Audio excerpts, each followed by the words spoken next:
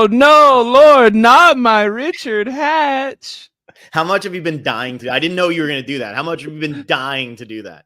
It literally pops in my head of how can we make this Ekansu moment, but for our new audience of House of Villains. Bring Phaedra for House of Villains 3 because House of Villains 2 is already over. We lost our Survivor connection. Dude, Spoilers. it's hard. It's hard. I'm used to watching these shows and keeping the Survivor connection. Like even when we did the Traders, by the time Parvati and Sandra didn't go home to what, the second to last episode? Or did she make the finale? She got Boston like Rob fifth made place, the finale of Deal or No Deal Island. Johnny Fairplay made the finale of House of Villains season 1. Like I don't have time Rich for this is shit. the biggest loser in Survivor, bringing over history. Like even Michelle makes it to deep in most of the challenges she goes on. Yeah, like what the hell, man? And that's our episode of. I am bummed. I'm going to be honest. I am bummed. I am very, very bummed. And like, I understand that most people who are watching this show are probably like, good, get that old guy out of here. He sucks. I don't know him. I don't care about him. Whatever. I'm bummed.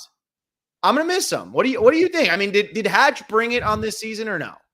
I think it was interesting because it was two parts of he's either so good we gotta get him out. He's the one who, like, that was what was said of like, how much manipulation are you going to be manipulated as the audience, Blake? Of we need to get him out because he's won the biggest show like this with a jury format. Like that was literally 22 years ago, 26 years ago, 29 years ago. Like you don't think anything changed during all of that? Like it is something of, oh, you were good at the high jump in high school, but you're not going to be good at the high jump 23 years later. You probably know how to jump and you know how to the Fosbury flop, but like there's a lot of stuff that we realized of like you gotta be eating your Gatorade shoes. And Richard does not know where to buy Gatorade shoes. He does not know which flavors are better or what time to eat them for the maximum effort of the Gatorade shoe. So it did seem like not that he was outmatched, it just seemed he was a little out of place. This was not a cast where Richard was going to manipulate, beg, borrow, and deal, and get everyone else out. It felt like he was just drawing dead from the beginning. More importantly, why do you know what the Fosbury flop is? That's the one thing to know about. I'm just shocked you know it. Like, what is your track and field history that you understand what the Fosbury flop is? I mean, that's like when you go. I think when you're obsessed with game shows and TV and reality shows, like if there's ever going to be a category on Jeopardy for something that you kind of know the 5 questions that they'll ask a general audience. And whenever it's track and field and they ever mention the words high jump, Fosbury flop is already in your brain of like, I need to click the button and say Fosbury flop.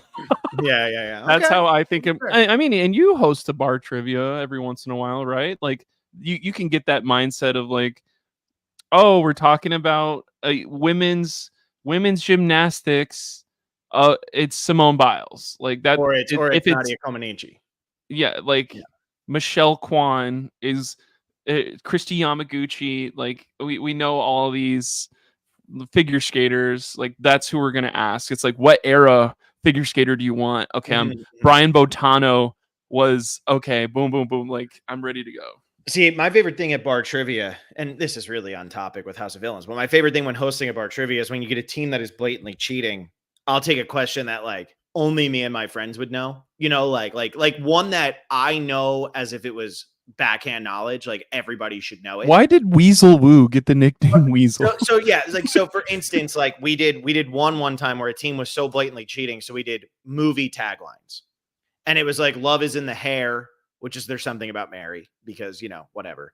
It was like wait, explain that. Yeah, I forget there were like 2 others. We don't need to explain it. Go watch There's Something About Mary. But there were like 2 others where they were very obvious. And then I did the last one as Look Closer. You know what Look Closer is from? No idea. Of course you don't. And most people aren't going to know what the hell Home Alone 2 or something. It's from American Beauty. And the team got that. And I was like, you guys really love American Beauty? And they're like, yeah. I'm like, who's in it? They didn't know. And I was like, screw you. You don't know that Kevin Spacey and Annette Bening and like Chris Cooper and Wes Bentley are all in this Nina movie. Suvari or whatever. But you knew, look closer. Like, get out of here. So anyway, that's just something that makes me I'm laugh. a poster designer, and it was in my father's business. Yeah, exactly. I love when people do that shit where it's like this, that, whatever. Yeah, dude, the amount of times I call people out. But so anyway, I like that you did that. Anyway, Richard Hatch too feels like he is that know the answer question where it's like, who was the first naked winner guy of Survivor? Nobody's going to say who was the second or third or fourth winner of Survivor. Right. They're going to ask you who's the first winner of Survivor. And most people are going to realize that it's Richard Hatch. I did find it entertaining. The producers are absolutely feeding these people information about Hatch because when the one person said he bit a shark on Survivor, I'm like, that wasn't even season 1. They did not know this. They don't remember this. Nobody knows that. Like maybe he brought it They're up. They're cheating on trivia right now. but it just totally made me laugh. I'm like, he's wearing his shark shirt, so maybe somebody was like, "Why you got a shark on your shirt?" And then I'm sure that's one of the 2 stories that he tells extremely that's a good well. point. So they brought it up because they asked him. That's a fair point. Okay, you're right because he did have the Hatch shark fin. The other person that I think is either going to be extremely dead in the next episode or extremely important to the thought process of the show is Victoria. Of like, it seems like everything is happening through her. Either she knows how to get the most screen time or she's driving everyone crazy. I don't know what's going on with her. Of like, do you believe her when she's like, oh, I'm nervous or I'm scared or I need to do this because I need to get my place. Like every time she opens her mouth, I'm kind of like, not that I want to fast forward. It's just like, is this relevant to the game or is everyone playing around you? Which I think there was somebody like that on season 1, but they were like it was Corinne who was very with Johnny Bananas until she went home basically next episode on her season. So it is kind of like, is this just how House of Villains plays out of like, we need to get these people that are clogging up the game out first, and then we can really see who's left in Final 7 and start taking shots. Victoria is interesting to me because Hatch felt out of place. Victoria feels too normal for this season. I'm going to be honest. Like Corinne felt much more natural in her bitchiness. And I mean that, in the House of Villains way. I feel like Victoria is a little bit more manufactured. And I feel like Victoria actually is like a better person. And maybe I'm totally misreading this, but I don't feel like Victoria is the monster they think she is. And it's almost like we were just talking about with Rome when we were doing our Digging Deeper episode.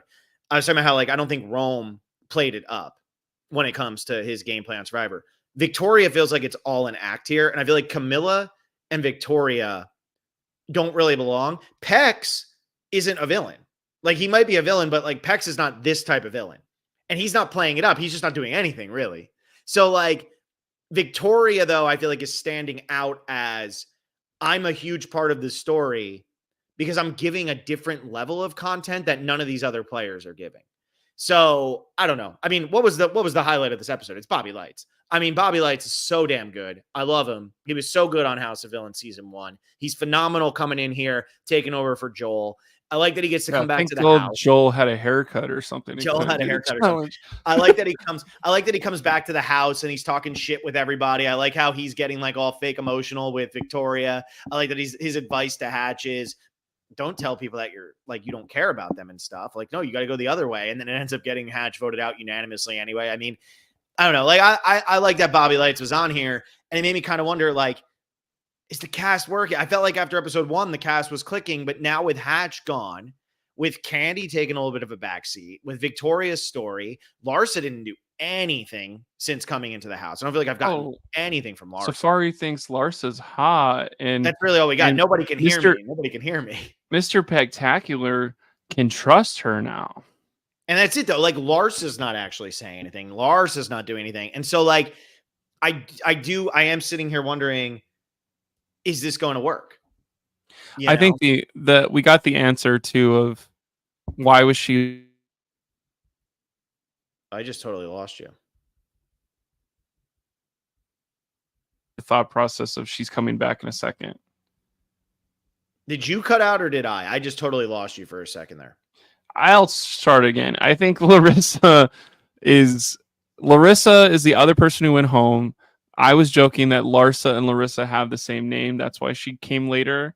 but I think it was we wanted Larsa for this show, but she's filming the finale of Traitors reunion or whatever and showed up a little bit late. And I think those timelines make sense for all the people that wanted the behind the scenes. I don't know if maybe write in these comments if you're like, I don't like the behind the scenes of this. I kind of want to pretend that she was just stuck in the back and was always going to come in second place. What do you mean? What do you mean by that? You don't like the behind the scenes of this? Like, what do you mean by that? Like if you know when they shot the finale of Traitors and when they shot the first episode of House of Villains, you know that they overlapped. So Larsa could not have made the beginning, but she was probably in talks because they don't have a non-compete or something.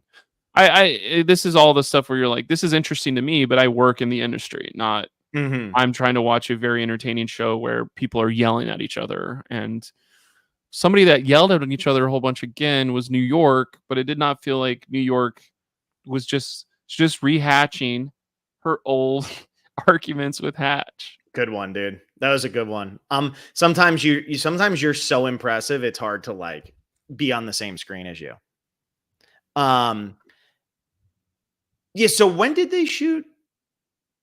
When This did was they all shoot like that in. season? Then This are you was sure? all, this was all in like because when was the?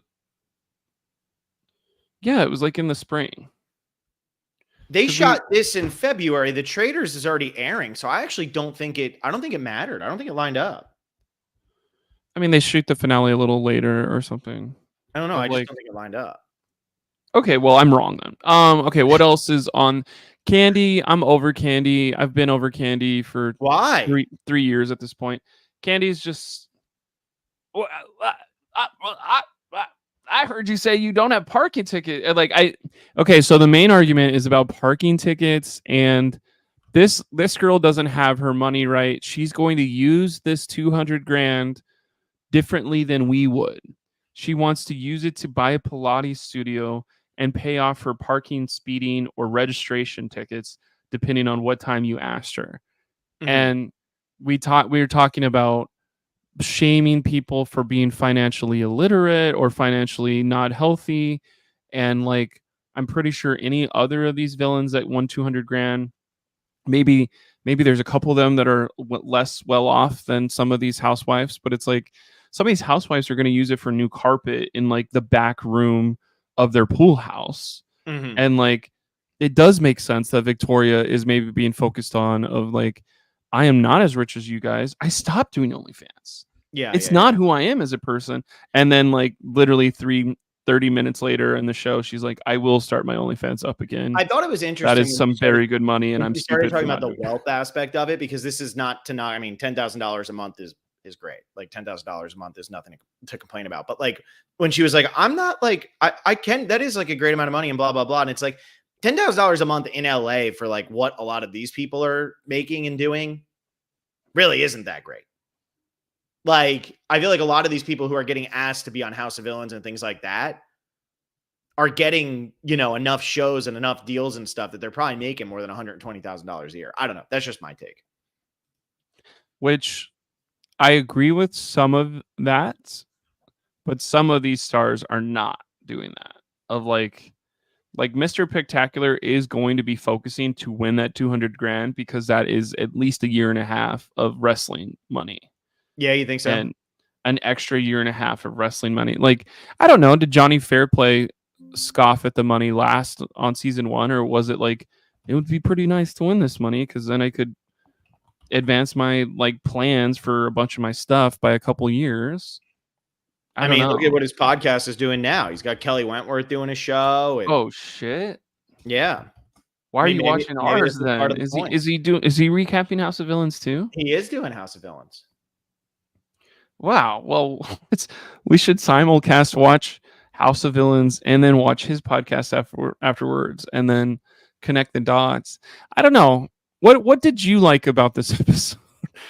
I told you I like Bobby Lights. I liked Bobby Lights, and honestly, I thought the challenge was way better this time. I thought the electric aspect of it, I thought guiding through. This is something that we talked about a lot last season, or we saw a lot last season, where it was somebody helping somebody else. I feel like that's great. I feel like that's how it should be because it allows people to be villainous. And we hear Larsa saying, I'm not trying to just sabotage. I don't want to just ruin this person's game. I want them to do well. Like Hatch loses by 6 seconds. 6 seconds. And like you think about like with Fair Play last year when he was driving through on the golf cart, it made it seem like he was purposely trying to sabotage. And he was like, no, I wasn't trying to sabotage. Like that wasn't the plan. Or then he says like, I was trying to sabotage, whatever. It's like you allow for that question of were they, and then that creates better manufactured drama than what we normally see. True. I like manufactured drama. I like Joel McHale. We saw Hatch get flipped into a wall. It's interesting. I wish there was maybe one or two more contestants for me, but I do realize that I'm 35 and I'm aging out of the target audience of the E channel. Mm-hmm. Mm-hmm. And in my mind, I'm like, if you're the E channel and you built the Kardashians' careers, you don't have a favor you can pull in for Scott Disick or something of like get somebody from the Kardashian extended universe and have them be on the House of Villains for you guys or something, or like I don't know where my mind just went on that, but like I don't know at least 4 of these people, and I think it is a gap of like, should I have watched Victoria's Bachelor season, or Mm-hmm. should I have like, do I need to go watch Safari like best clips on YouTube? Because I already watched a Safari show where he made Final Four and was kind of indifferent about him, and I don't have any. And what show is that?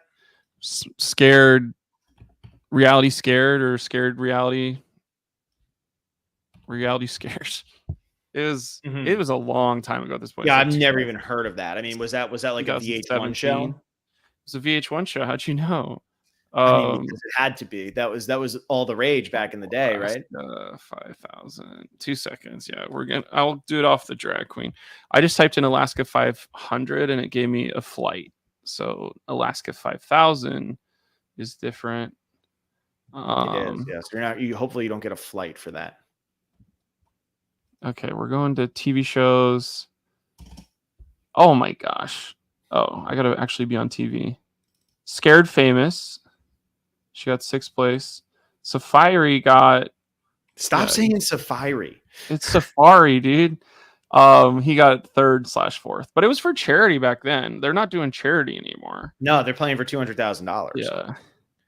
Did you think that the conversation around what would you do with the money was like? I know you already mentioned this, but like, do we really care what these people are going to do with $200,000? And do we think that $200,000 is enough for that? Like, it's really going to impact any of their lives that much? Legitimately, that's some of my least favorite talk about reality shows, because when we're playing Monopoly, we don't ask all 4 of the people playing Monopoly, like, where are you at emotionally? Mm-hmm. What would this win do for you? Would it, if you lost Monopoly, would it ruin your next week and a half?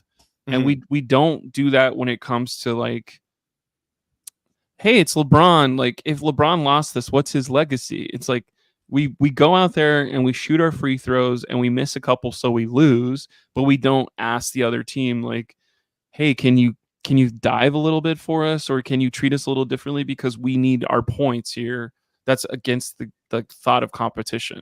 So if it comes into play of, I'd be a better winner because I'm going to donate everything to the Veterans Fund, is like, I don't even want that showing up in the end of any show. But it happened in Survivor. Shots out to Gabler. I know. I could feel the shots being fired there. I just thought it was funny that it came up. Because I feel like with this show, like, we're trying to be villainous. Yeah, exactly. It's almost like I want to get $200,000 so I can burn down an orphanage. Like, yeah, I'm gonna buy a shark and put a laser on his head. Like, exactly. Like it to me, it was funny that her answer was like, I want to start, what was it, like a Pilates place? Because like honestly, that's kind of villainous. The fact that it's like, I don't want to help people. Like, I just want to start a Pilates thing so I can make a bunch of money and probably be like the owner who doesn't really even go that often. Right. You know, cause women in my neighborhood to focus on shaping their legs and not shaping their families. Exactly. There we go. That's what I like. Like, that's what I'm talking about. So, I just thought it was funny that it came up. But I want to be a place where women go to cheat on their husband. Wow. Okay, Blake. Um, in terms of That's how the show villainous. is, in terms of how the show goes, like the format of the show and stuff that we've seen now, we're seeing the episodes pretty much end. The first episode will end with they determine who the three that are going to be on the hit list are. Then they start the next episode. They do a challenge and they get somebody out. Do you feel like this show would be better if they had both of those things happen in one episode? Or do you feel like they need to cram in this like house villainy? I think it's gonna be what it is. I I think that's my problem is the pacing of like because we're down to 9, 5 women, 4 men. So if we do this, if we do 2 more episodes, there's going to be 10 episodes of a show. That's kind of how it normally happens. Mhm. I don't know if we go House of Villains. Let me click House of Villains real quick because this is worth it. We got computers in front of us. Is Why it don't we? 10 or 13, right?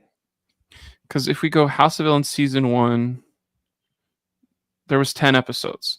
So there's going Okay. to be 10 episodes. So I think what my problem is if we don't have a double boot before the finale, we're gonna go 5, 6, and we're down to 8, 7, 8, and we're down to 7, and then you have 2 episodes to go from 7 to 1, Mhm. which is kind of what they did last time. Yeah. And that was such a wait, what the hell is going on? What happened? Where I don't want that to happen. I would like to have more time. Not with I know I just said excuse me, that was crazy. I do want to have more Blake time just where died before we're everybody. we're seeing the like gameplay of this is why somebody won, not just it kind of gets hand waved of like, and now we're doing this, and I know it's something where it's oh we got to watch them do Top Golf, we got to watch them go to Jax's bar. Some of that is interesting, but it's some of that's like let's do this very quicker, Mhm. or like when Larsa gets like 4th place, there's gonna be no explanation. And maybe it's like we don't care about that one because we want to know more about what happened from 7 to 6. But like if this is a popcorn show where you're not going to explain really anything that happens, let's lean into that even more of like this is literally like let's have a lottery system where you lose It's because you almost like here's what's interesting about this show. It's almost like it has too many ideas going on where it does like it's almost more complicated than it needs to be.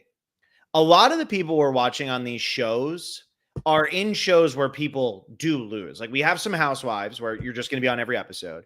But a lot of right. people who are on like you are in elimination style reality TV shows. But the thing is, all of those are pretty much like, other than Pecs, aren't most of those shows just like, okay, we got to the end of the episode. Now somebody's going to go home. And I do understand like why the show wants to bring in challenges and why it wants to do some of this stuff. But it feels like, and you mentioned the pacing, it feels like everything is being rushed through for that car moment today, where they did the car moment where Candy is arguing with Victoria over, I can't sit in the back, I'm too tall. And then Victoria's like, but I get car sick. And they argue, and then they go back because the location wasn't ready for them yet, which I thought was really funny. But it almost feels like there should be a way to simplify this just a little bit that would make it a little bit more palatable and a little bit simpler, where every episode you're still getting a lot of the players. But like, even when they do the challenges, it's like the way the challenges are edited, maybe this because I am coming from Survivor so much and the challenge and stuff like that. But it's like the way the challenges are edited, it's edited in a way that you're not supposed to be able to follow who's winning and who's not. If you ask me who won that, Hatch won it, obviously. They talk about how fast Hatch moved and how Peck sucked and kept bumping into it and how Safari was so slow. Okay, so Hatch wins, but Hatch doesn't win.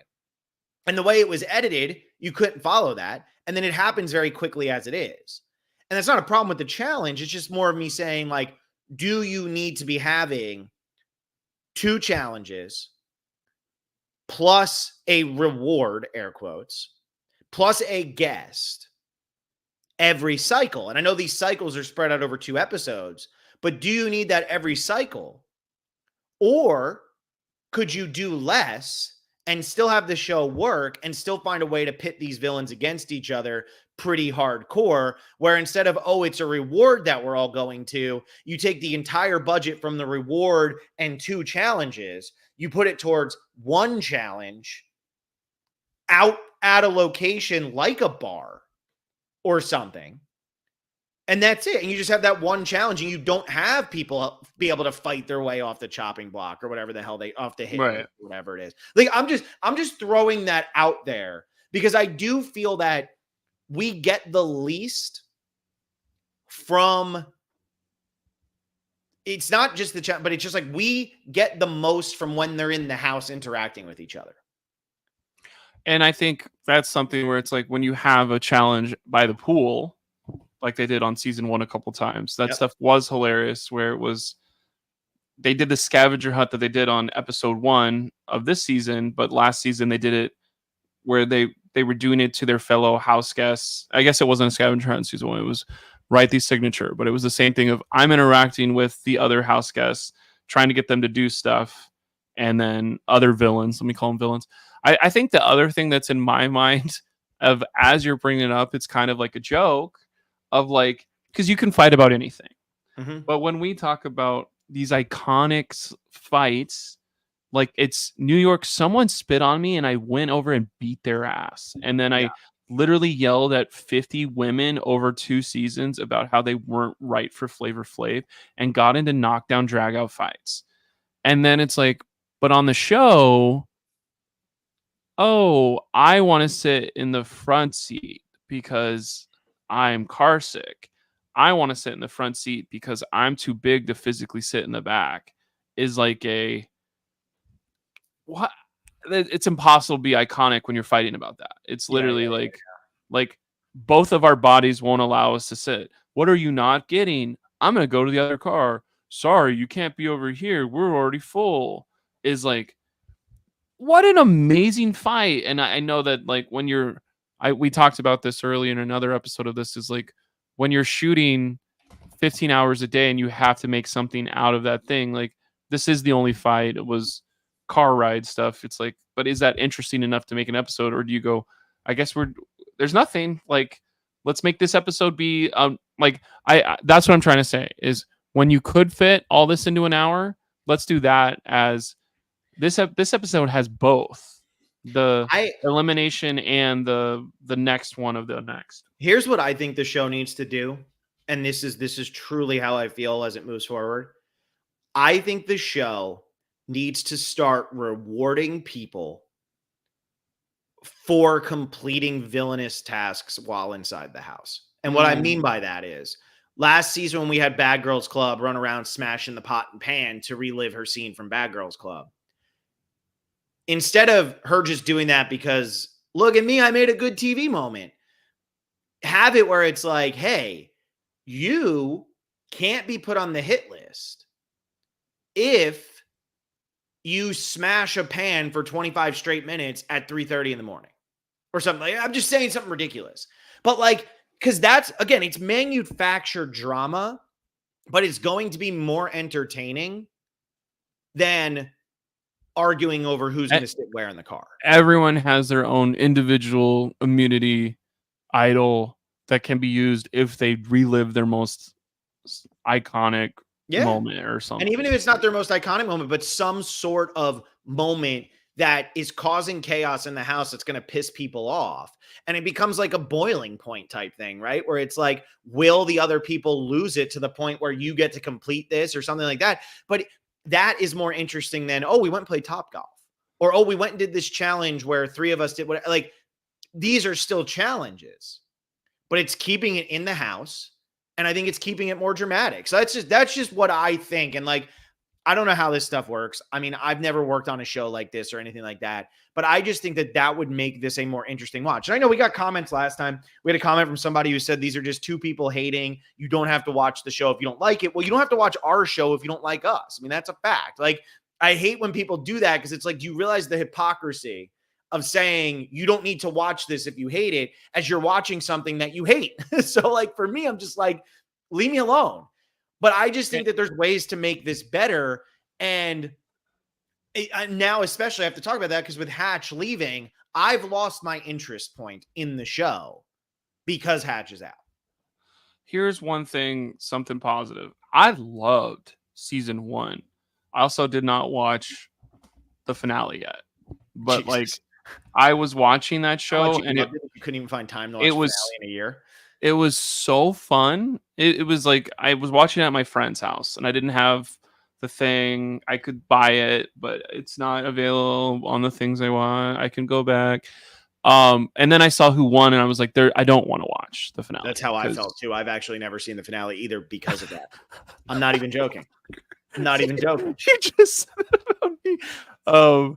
But what's funny about season 1 is I loved it so much that it like reinvigorated that celebrity era of VH1 that I was like, oh my god, someone truly gets it.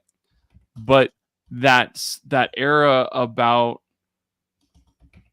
that season, like they still had like solid producing, and Mhm. I don't want to be like the producing's off, but I do want to be like something about season 1 has not been recaptured, and I think it's just Omarosa is better than somebody on this cast. Mhm. Um, like we didn't. Okay, your first one is Johnny Fairplay. Your second one is Hatch. That's pretty solid. That's solid. Um, like you didn't have a Big Brother person last year, but Mr. Spectacular is he's the biggest villain ever. There's some like thought process to that or whatever. Or does it make more sense to have Rachel just come and get dunked on a whole nother show I of mean, that would like be your dream, right? Like you never get tired of watching Rachel. So she's so fun. And I know her in real life. She's very cool. Shake was somebody that like didn't matter to me, but like it was funny. Like, but Bobby's better than anybody. yeah. Corinne is funnier than what's going on. Jax getting dunked on season like episode 1 was about as much as we needed Jax. Where like everything that happened on season 1 was very cool to watch, and like you even had the viral moments of Tiffany literally just digging in. By Tiffany, I mean New York, digging into Omarosa, and then Omarosa goes. But like, it is something where I didn't watch that finale, and whenever I go look at it on Wikipedia, like at the finale on episode 9, there was 1, 2, 3, 4, 5, 6 people left, and then somebody gets banished. Like Omarosa gets banished in 9. There's 5 people for in one episode. Like Yeah. I don't want to watch that type of finale, and I didn't watch It's it. almost Let's like be this is real. I haven't watched it. yeah, and it's like I get that this is an elimination type show, but it's almost like does House of Villains need to be an elimination type show? And it's like it's like pre-merge Uh-huh. is your first 8 episodes, and then merge on It's 2 is episodes. all one like, Yeah. like what? And I mean, I because like again, the that show's thought supposed to be at process the of cast. I like the thought process of never getting eliminated. And Mhm. now when you win things, you get points, and then when you do get to the final, like the last 2 episodes, if you don't have enough points, you're eliminated there. Mhm. And that's how they've done an episode of drag or season or 2 of Drag I mean, Race. they could do it even if it's not. It could be like, oh, through the first 3 days, you have to accumulate this many points, and if you don't, you lose. And then that's what creates the villainous elements. Right.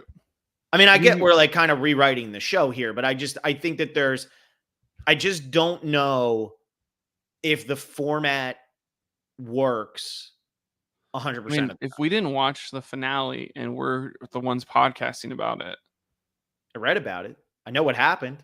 I know fair play I lost. yeah, like I don't like bananas, so that was another layer of I'm loving everybody but bananas, and I was like, how does bananas lose? And then bananas loses in the most bananas fashion ever, and even the shot and shroud of that doesn't outweigh like, well, I don't care about Tanisha, so Yeah. seeing her winning moment is literally like would be anti exciting. Mm-hmm. So it's like I almost want to go like let's pick it now. Who's going to win House of Phil in season 2? It's like Wes.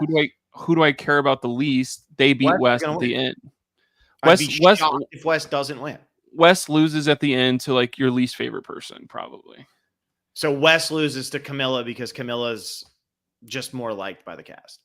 Sure. And that's Bad not Girls over challenge again. Like again. Same show twice. And now Well, that was the most negative we could that have was said. being negative. Yeah, that was actually being negative. That was an earned negativity. Yeah. But it's like now when you look at this cast, who do you want to win? 1, 2, 3, 4, 5, 6, 7, 8, 9 people left. Of these 9 people, I don't really have like I do like Wes, but like he's like just dunking on kindergartners. And you're Yeah. like, Yeah. just It'd be give too him easy if he wins. just give him money and film his life for 6 Yeah. months instead and make a documentary. And I don't know. Okay, Yeah. that was. You want to be more negative, bro? Yeah, I know. Way to go, Blake. All right. Anyway, thank you all so much for listening. Hope you enjoyed this episode. We'll be back again. I mean, I love this episode. We dude. will. We'll be this back. I don't know if we'll be back next Friday because I'm going to be in New Orleans. I'm going to the Bryce and Wen event on Wednesday. So I don't know if I'm going to be back doing House of Villains. I'm staying at Rachel's friend's house. I don't know if I'm going to be like, woohoo, we got to watch Bobby House of Light's Villains. going to be in New Orleans for that. I hope so. I know Mike Gabler is. Jeez. I'm a Gabler enabler. All right. See you guys later. We'll talk to you. Thanks. Become a patron. Like the video. Subscribe to the channel. We'll see you next time. Gabler enabler is one of the funniest things I've ever heard. So is this episode just not ending. We're just sitting here. Does yours say ended? Nope. Nope. I hit end stream like 10 seconds ago. Hopefully it ends eventually. We'll just sit here and keep chatting.